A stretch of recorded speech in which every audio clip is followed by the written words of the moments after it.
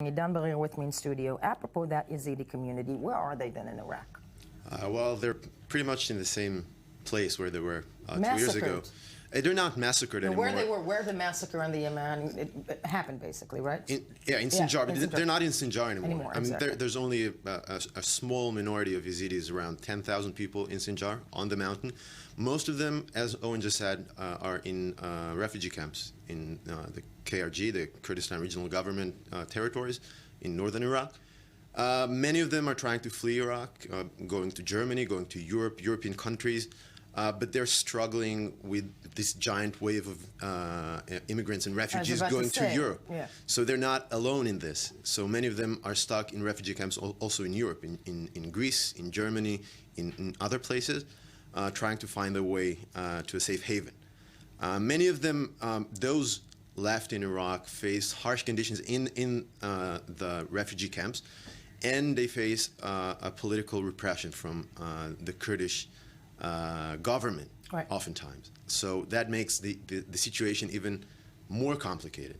They're in this strange situation. 2 years they've been struggling, 2 years in these refugee camps, but getting no help, no aid whatsoever, not from the Kurdish Autonomous Region government, not from any other party in the world. Who, if anybody at all, is stating the case for this community that came into public knowledge only 2 years ago? I mean, let's face it, 2 years ago, nobody in the world knew who the Yazidi population was. That's true. In many ways. And, you know, the only thing that came about is that they were the first, I think, you know, the first victims, or some of the first victims when it comes to the ISIS attacks that the world's experienced. Who's stating their case?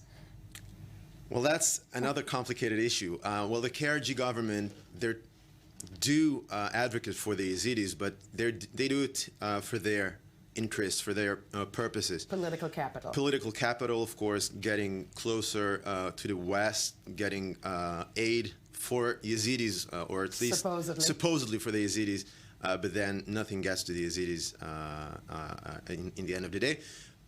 There are some random initiatives around the world for aiding Yazidis. We just heard a few months ago about Amal Clooney advocating for them. She's a world-renowned world barrister, human rights activist, and she helps them a lot. There are some random initiatives, but there's nothing coordinated. Do we have any idea, in quantifying in numbers, how many more Yazidi women are still being held by ISIS, by the group, by the Islamic State?